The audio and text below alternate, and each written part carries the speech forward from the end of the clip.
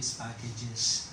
So breast cancer, as among that ranking among the most prevalent cancers affecting women today, and with rising incidence.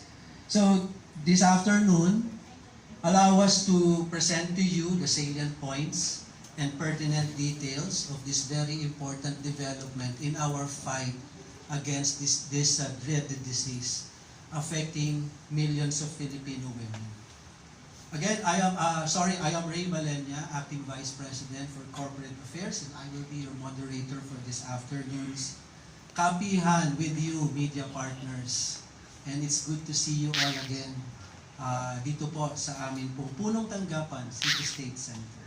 Just a reminder lang, at the end of the session, we will be providing you with your press kit containing, among others, a copy of the statement of our President and Chief Executive Officer, the presentation, a copy of the presentation, because we have a presentation on the said package this afternoon. Yung listahan ng mga contracted hospitals, very, very important na may communicate natin sa mga kababayan natin. Contracted hospitals kung saan available po itong atin pong enhanced benefits, among others. So, without much ado, we will now give you our President and Chief Executive Officer, Mr. Emmanuel Sarmandi Ledesma Jr., for his message.